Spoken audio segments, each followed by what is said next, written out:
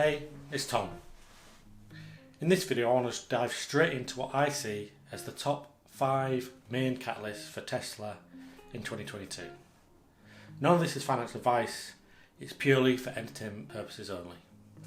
First up, the imminent opening of 2 brand new Gigafactories. With news that Giga Berlin might start churning out Model Y cars in February, this is big news. What does it mean? Well, simply put, producing cars in Europe that are going to be sold in Europe means that there's going to be lower shipping and transport costs for those sales, therefore higher profit and margin. The current situation is that deliveries to Europe are being fulfilled by production in Shanghai, China, so basically shipping halfway across the world to make a sale. The other Gigafactory, Austin, is apparently in a similar position and set to start production within a week, according to Wedbush analyst Dan Ives. That means 2 new factories coming online and ramping in Q1. My estimates for the full year of around 75,000 deliveries out of each of these factories might be a bit on the low side. If you want to see how many vehicles I think Tesla will produce and deliver this year, then check out this video. I'll put a card to it in the top right. Catalyst number 2. Elon Musk is set to be on the earnings call after market close on Thursday the 26th of January. He said before that he won't be on quarterly earnings calls going forward, but will be on annual ones, in which he's set to deliver an update to the product roadmap to investors. This could give clearer timescales to products such as the semi-truck, Cybertruck, the Roadster, insurance and energy businesses.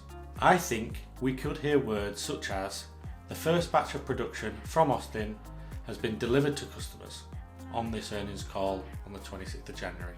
Catalyst number 3, mega casting. Front and back and maybe even single piece casting in the future of the structure of vehicles produced. This is important. This is one of the key elements to drive down costs and improve efficiencies even further. Think of all the individual parts that currently go into making up a car and the shell and the chassis. Now think about if all that can be done in a few seconds, made using a machine, and be made up into just one piece. Think of the time, money and labour saved in doing that and having that process in place, those machines. Catalyst number 4.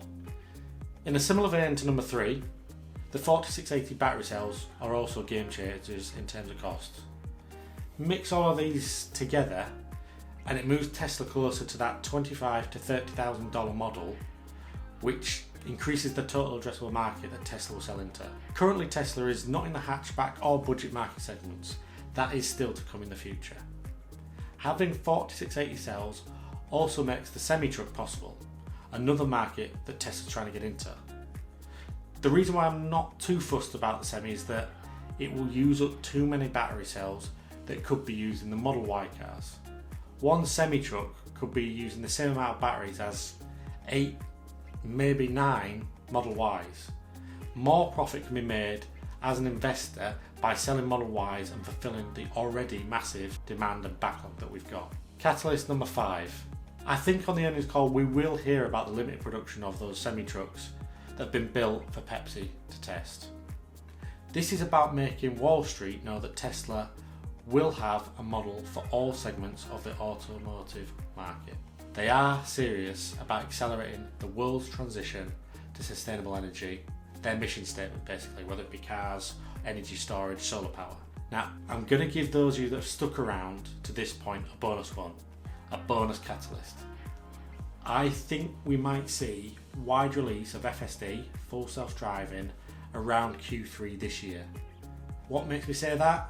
Check out these tweets from Elon himself. Now, I know he can be the optimist, but I can seriously see FSD being rolled out to the masses in select states like California, Texas, and maybe even Florida in the final months of 2022. I remember reading a few months back that FSD performs better in California, and I imagine that is probably down to the large number of vehicles driving around there, collecting data, and sending that back to the Tesla team to work on to improve the software. It's all about the edge cases that need to be solved, and I don't think they'll be coded in. I think it's about improving the logic that the software uses to take each and every set of frames and scenarios it faces to come up with the best solution to that section of driving ahead.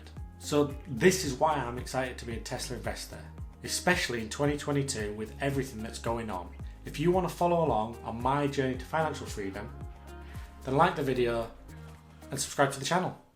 But until next time, stay safe.